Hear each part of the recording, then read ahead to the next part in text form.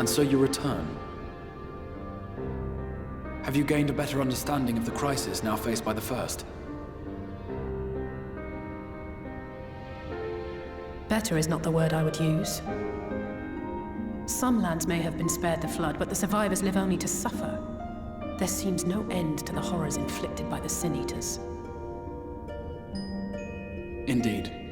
Those abominations are a calamity in their own right. And I can well imagine how hopeless the task of eradicating them must seem to you. But after countless battles and untold sacrifice, we have identified a potential weakness. Sin Eaters are drawn to serve the strongest of their kind, a class of creature we call Light Wardens. And from what we have been able to ascertain, only a handful of these entities exist.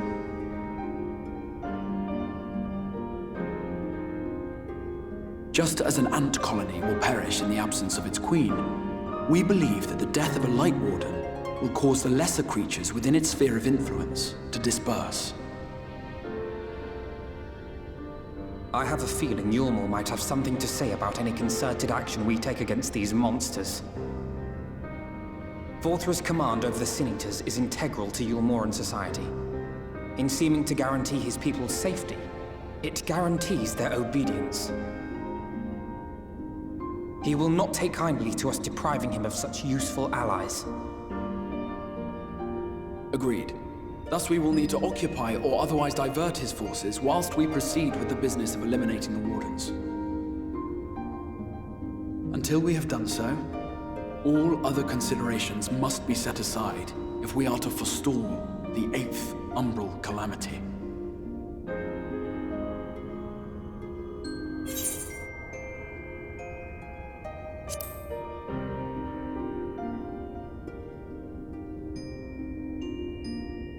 Your uncertainty is understandable, given the circumstances. Perhaps a more detailed explanation is in order. To begin at the beginning, then.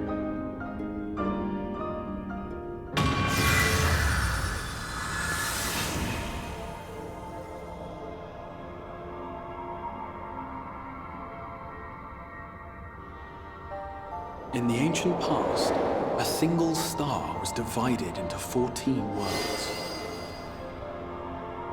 This is the source, your home. These others are the 13 shards, in whose number we find the first.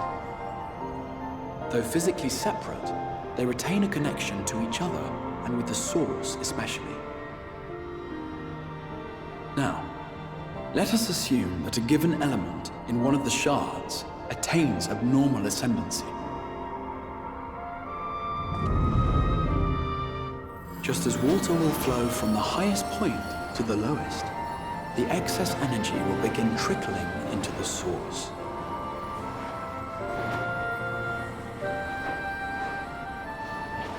And such an influx of ether will of course exert a palpable influence. If the element in question were fire, then drought and wildfires might ensue. If it were ice, one might expect the weather to turn bitterly cold.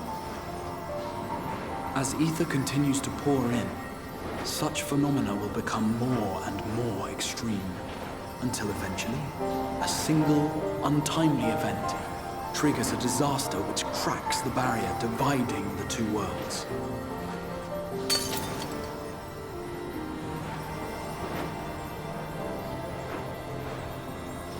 What was once a trickle now becomes a deluge, sweeping the shard along to be rejoined with the source. At the same time, the element which held sway in the shard is unleashed in full, its energies amplifying the original disaster to truly catastrophic proportions. An earthquake thus magnified might strike with enough force to shatter continents. A tidal wave might swell to a size capable of drowning entire nations. These devastating events are what we refer to as umbral calamities. 7 times has a calamity befallen the source. 7 times has a shard been absorbed.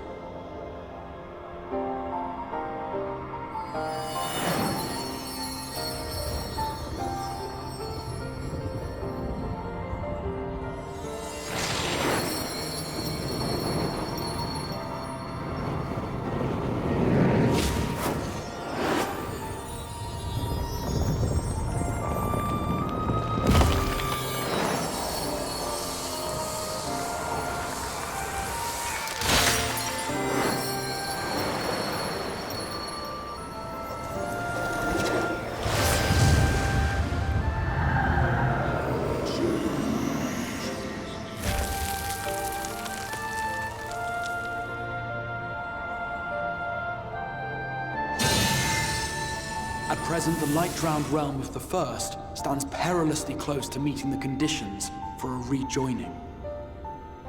It is the Sin Eaters who are to blame for the Light's continued dominance. In addition to attracting their lesser kin, the Light Wardens I mentioned earlier radiate ether, saturating every corner of their territory with light. Even here in the flood-spared region of Northrend, their influence is strong enough to banish night from the sky. Thus, if we are to restore balance to the First and head off a potential calamity, it is imperative that we put each and every Light Warden to the sword. We've been doing our best to take the fight to the enemy ever since we first heard the Exarch's explanation. Though we have yet to claim any meaningful victories if truth be told.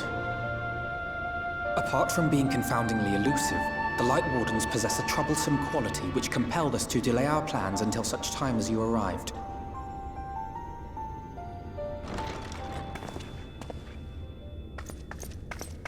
Forgive the interruption, my lord, but Hallminster Switch is requesting reinforcements. They say the Sin Eaters are attacking in force, and the village could soon be overrun.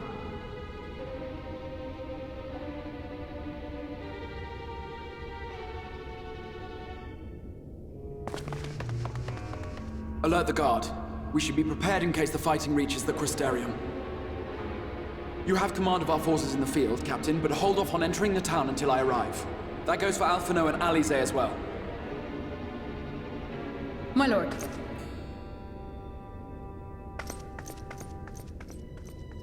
Pray, lend us your strength. Such a fight will provide you with far greater insight than any explanation I could offer.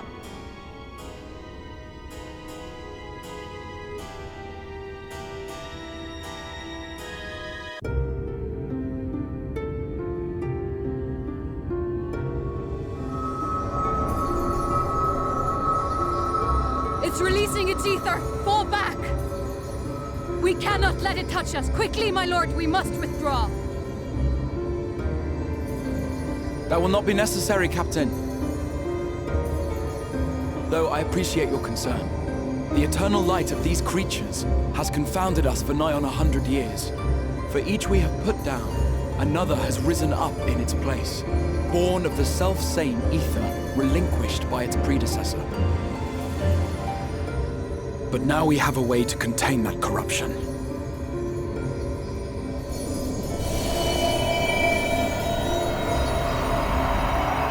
The blessing of light, and the hero who wields it now stands before you.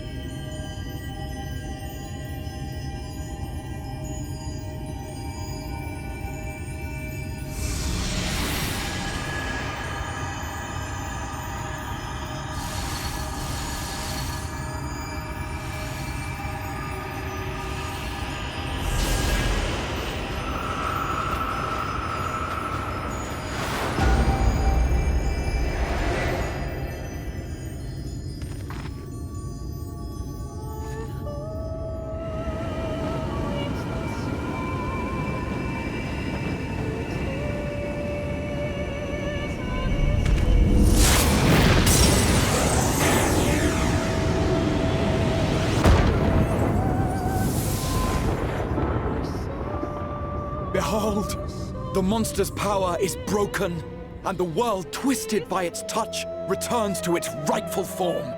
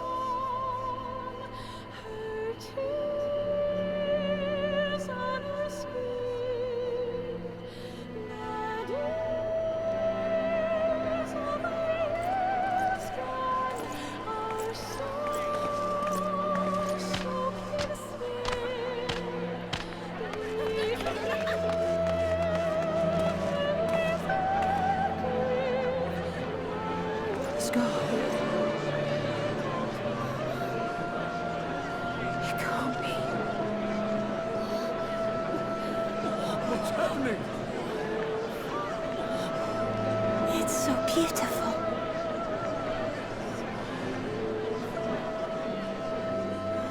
The sunless sea. The warrior of darkness has come.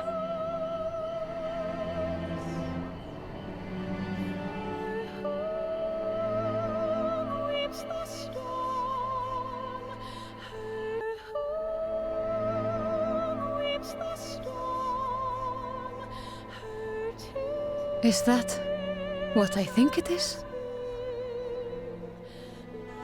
The night sky. As it should be. Who are you people? You killed a warden, then bathed in its ether as if it were a spring shower, and now the sky? The legends are true.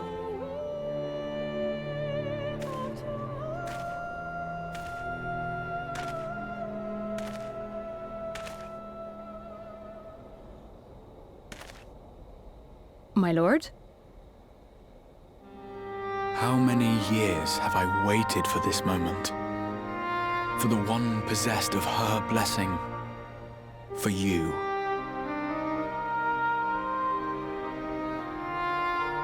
You have vanquished the Light Warden of Lakeland, and for the first time in a century, darkness has returned to the mantle of night. Without the ever-present light to sustain them, the Sin Eaters will have no choice but to retreat. Yet our victory is far from complete. Though darkness has fallen here, the other wardens yet bask beneath burning skies, feasting upon what little life remains. Even should it cost me all I have, I would see each and every one of them slain, that this world might be spared from oblivion. Not only for the first, but for the source as well. Save one, and we save the other. But, be that as it may, I concede it was wrong of me to summon you to this fight against your will. I swear, on my life, I will one day atone for that deed, but for the present, I beg you, stay and see this fight to its conclusion. Cast down the wardens and restore darkness to the first.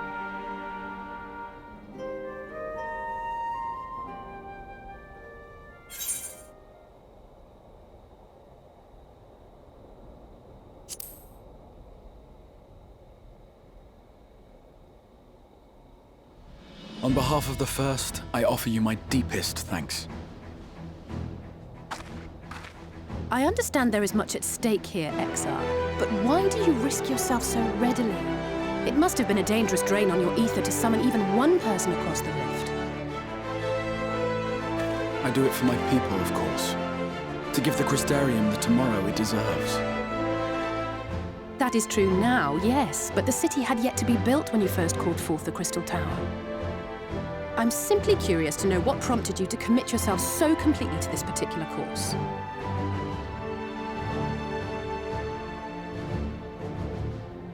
There are things which we can ill afford to lose. And I sensed from the first that I had a part to play in preserving them.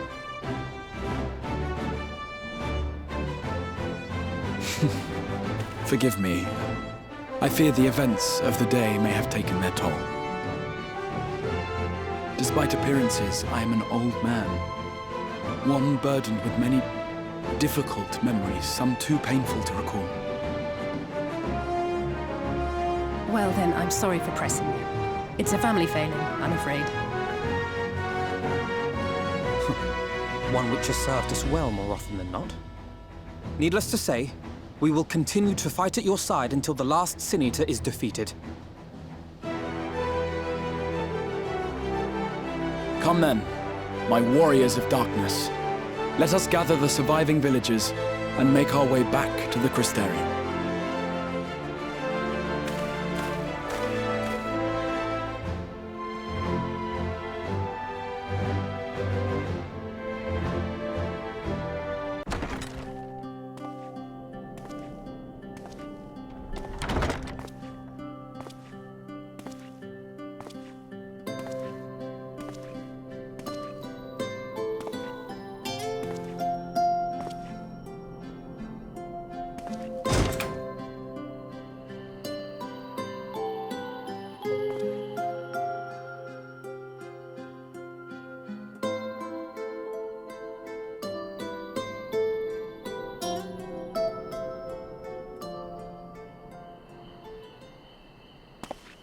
So it's your lot's turn to be the Warriors of Darkness, is it?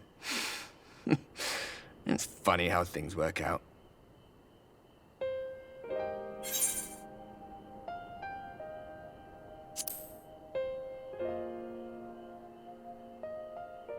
Well, I did warn you. I followed you to Yulmore and then on to Armarang. And I was there when you slew the Light Warden.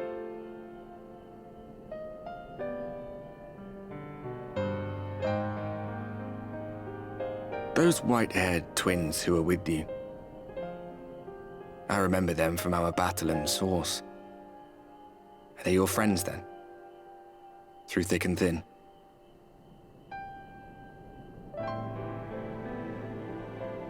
Aye. Then I suggest you keep them close. It's when you charge ahead trying to save someone else that you end up losing those you love.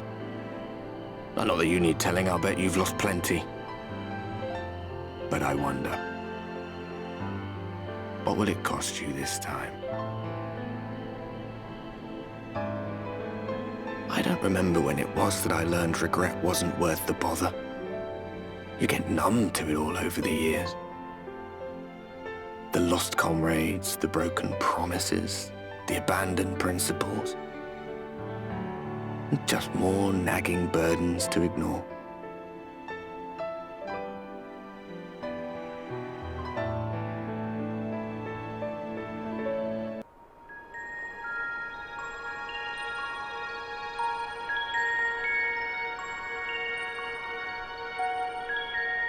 So this is what the light was hiding.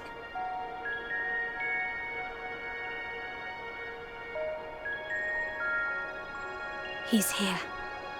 I must go to him.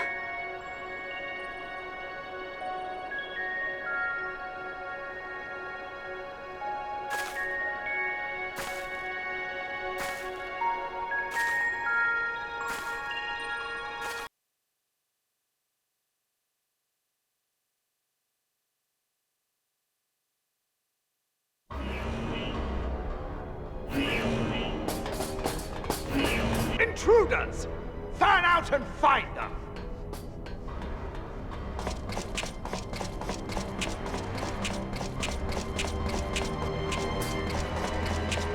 Out of my way!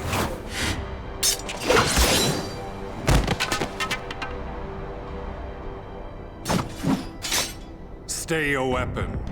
We are not your enemy.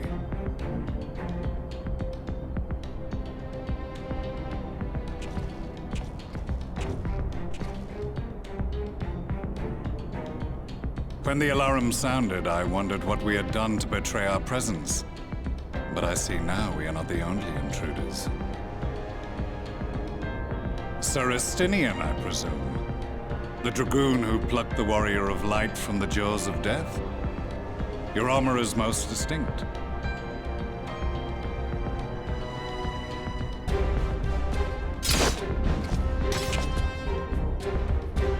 Much as yours once was. But even without it, I see a former legator still has eyes and ears in unexpected places. Van Baelsar, in the flesh. Though I understand you prefer Shadowhunter.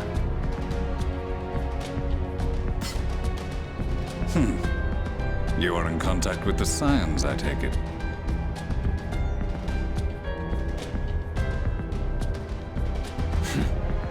Through no choice of my own, they tracked me down and conscripted me to their cause.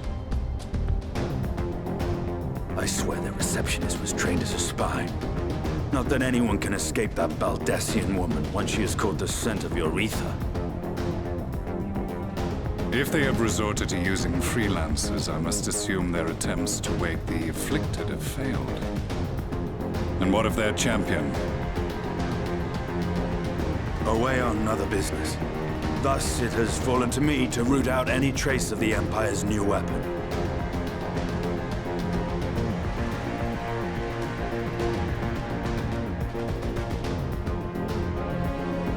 If it is Black Rose you seek, you are too late.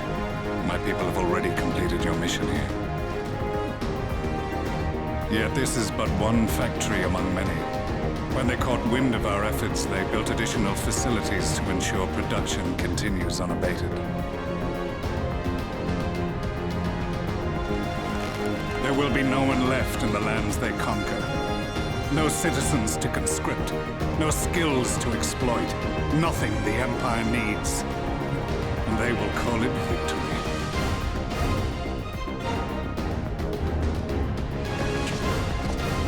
What exactly does this Black Rose do? The gas is described as a poison, but its actual effect is more arcane in nature. It was created to disrupt the ether in living beings, to bring the flow of their life energies to a standstill. Inhaling even the tiniest amount will cause all bodily functions to cease, much as a potent venom will stop a man's heart. Released over a city, Black Rose could conceivably kill every inhabitant, and all without damaging a single structure. Search every corner! Rouse the barracks if you have to! I want this facility secured! I have more questions, but now is not the time. Sir Estinian, I have an offer for you, but I will make it only once. Since it would seem we seek the same answers, you are welcome to join us. Ha! From what I hear, you need all the help you can get. In case you don't know, Varys himself confessed that your empire was a creation of the Ascians. I am aware of what his Radiance said at the parley. Thus I would return to the capital, that I might behold the truth of this corruption with my own eyes. My path leads to Garlemald.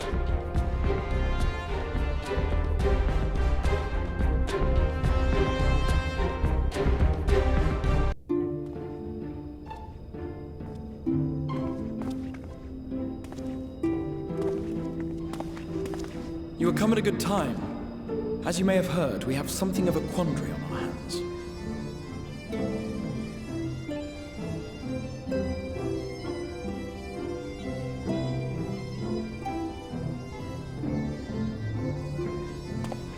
Laxon Loft here in Lakeland. Yulmore has sent one of its airships. They have questions for us concerning the death of the Light Warden. Their emissary makes his way here even as we speak. I suppose the sky does rather give the game away. Indeed. 'Twas inevitable they would come knocking. The only question was how soon.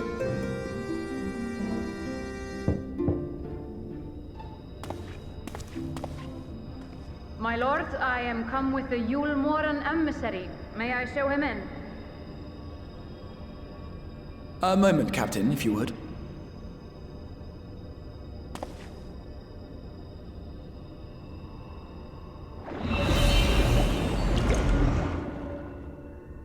Everyone, gather round.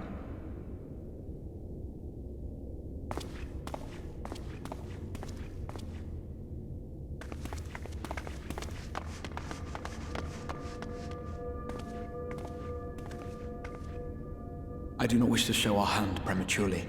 Forgive me this liberty. Vanish.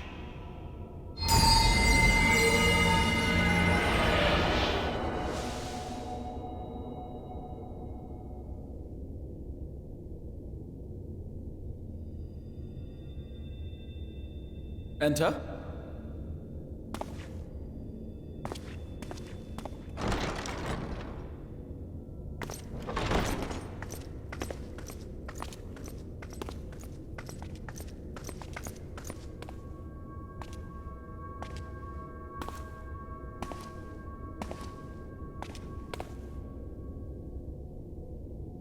Well, well. The commander of the Yulmoran army himself.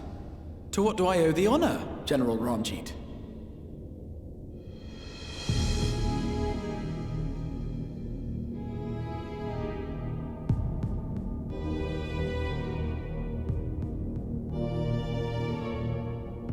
The Light Warden is dead, Exarch. Were your people responsible? You are clearly in some haste, my lord. But before I address your question, you must allow me one of my own. What is Yulmore's interest in this? His Benevolence, Lord Vorthry, is gravely concerned that the actions of an ignorant few may jeopardize relations between man and Sin-Eater. Should it transpire that the Crystarium is guilty of abetting the villains responsible for this outrage, my lord has decreed that it suffer the same retribution.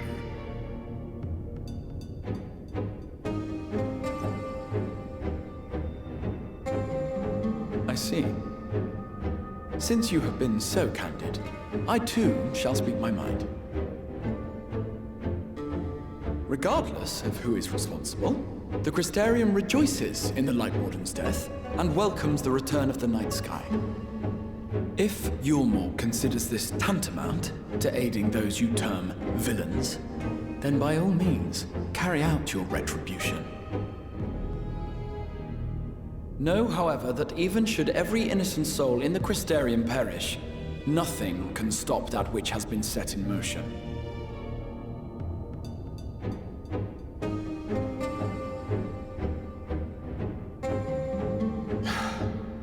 Folly.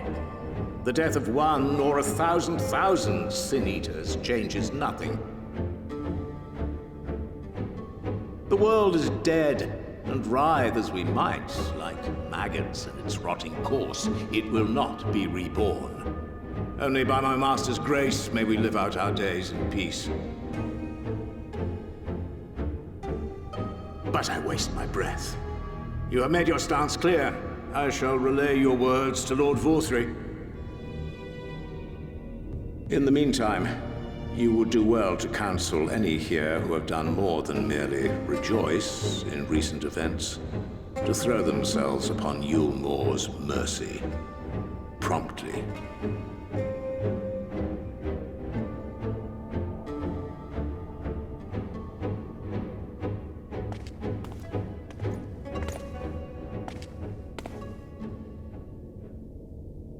One last matter. We are searching for a young artist and his assistant. Know you of whom I speak?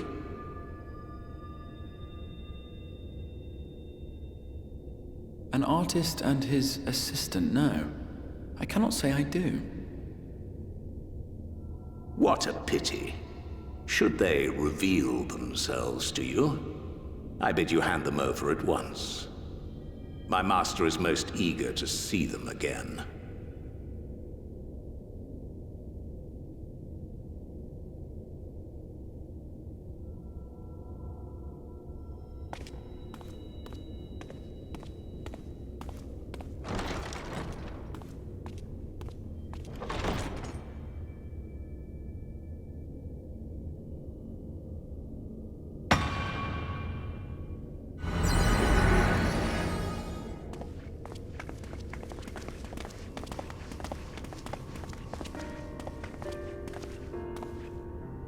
Am I imagining things, or did he just stare straight at us? I fear he did.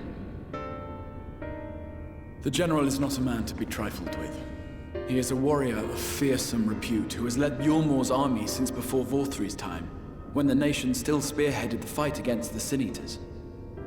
One does not command the world's mightiest army, and for so long, without possessing exceptional instincts. If Yulmore chose to send such an individual, we must assume this talk of retribution is more than an idle threat. While we are grateful for your support, my lord, we cannot in good conscience put your people in harm's way. 'Tis noble of you to say, Master Alphino, but my people have been in harm's way since long before you arrived. Yulmore has ever yearned to rule over what remains of the world. Even should we surrender the Warrior of Darkness to them, they would find some other pretext upon which to invade. The people of the Crystarium know this only too well, which is why, when the time comes, I am certain they will fight to the last man. If truth be told, I would not have been surprised had Ranjit declared war here and now.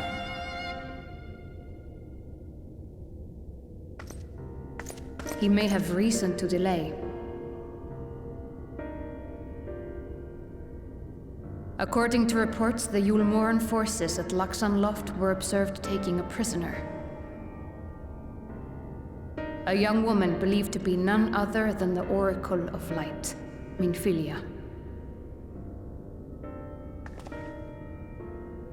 It may be that General Ranjit wishes to convey her to Yulmor before commencing hostilities. Having mentored generations of Minfilias, it would not surprise me if he had made her capture his chief concern.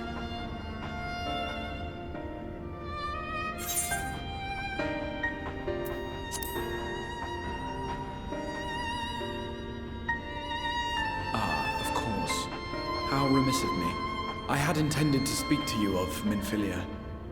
There is, however, much to say, and precious little time in which to say it. I think it best that you seek out Moren at the Cabinet of Curiosity. He'll be able to enlighten you.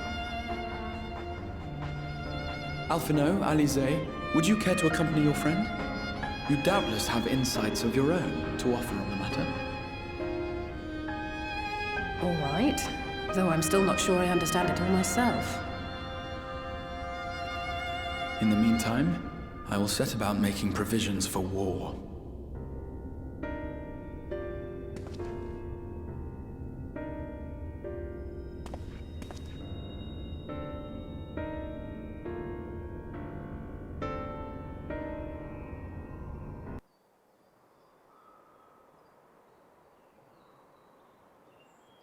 You are doubtless eager to attempt Minfilia's rescue, and with your combined strength, you may well succeed.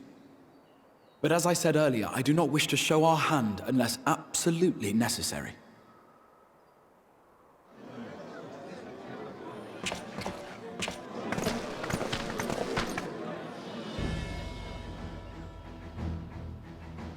"'Twas not merely the night sky that you restored to us, but hope. Hope for the future of Norvrand. Unlike you, we cannot contend with the Light Wardens, but so long as hope burns in our hearts, we will fight on regardless. This I will prove to you."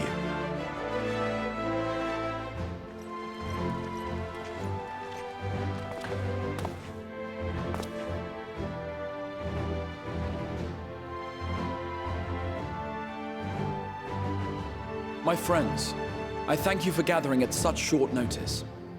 There is something I would ask you all. As many of you are aware, I received an emissary from Yulmor a short while ago in the form of General Ranjit. To my dismay, the General condemned the slaying of the Light Warden, and warned me in no uncertain terms that, should the Crystarium cast its lot with the Warrior of Darkness, there would be war.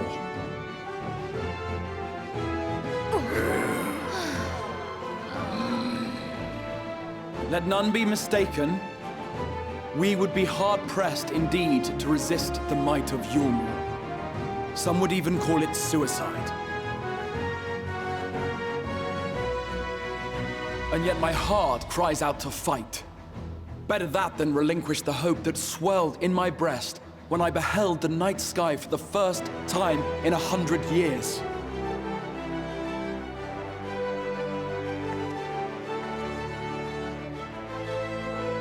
Or so says my heart. My mind, meanwhile, reminds me that to follow my heart would be to risk everything we have accomplished thus far. Clearly, this is not a decision to be made lightly, nor less alone. And so I put the question to you all. What should we do?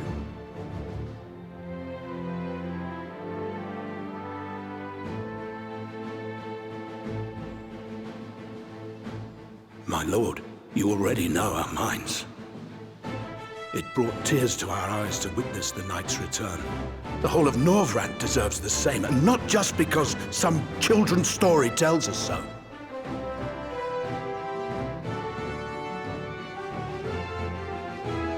Yulmor's influence is far-reaching. Should war break out, trade would be subject to restrictions.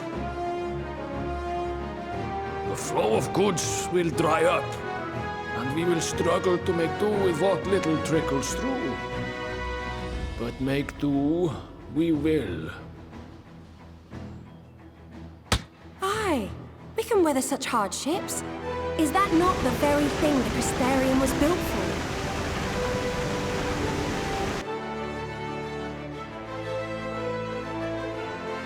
We have always taken pride in our ability to sustain ourselves. Not just to endure, but to thrive. When all falls down around you, rise up. Those were your words. There may come a day when all hope seems lost, but even should the rest of the world give in to despair, we shall not. We shall fight on, that our children and our children's children might know a better tomorrow.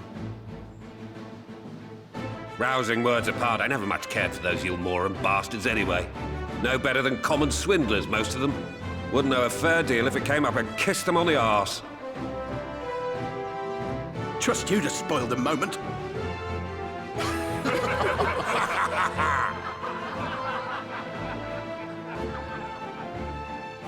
It appears we have a consensus. Let it be known that the Yulmoran host at Laxon Loft has taken the Oracle of Light captive.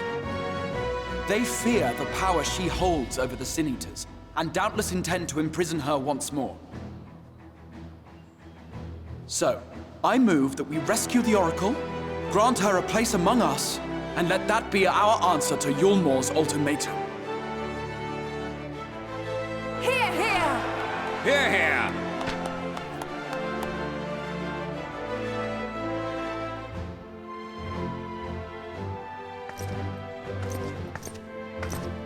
In planning a strategy for the rescue, I open the floor to you all.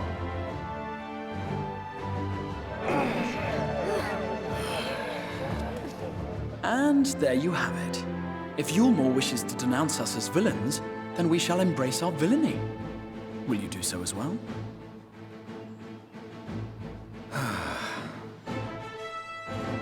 We will not be outdone. Consider us your partners in crime.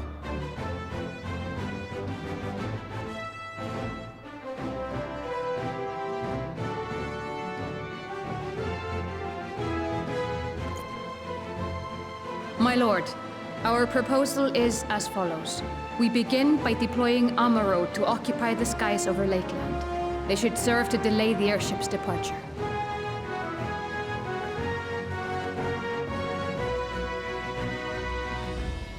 At the same time, we scatter dream powder from the air. Not all will succumb to its effects, but it should thin the enemy's numbers, affording us an opening to swoop in and liberate the Oracle.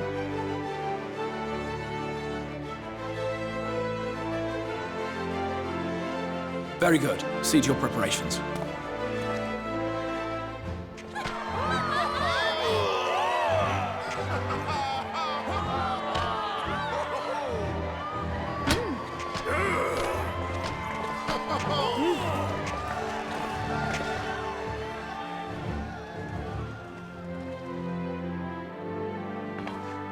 And what exciting crimes would you have us commit? Speaking for my fellow villains, I'd say we're capable of most things, though we draw the line at indolence.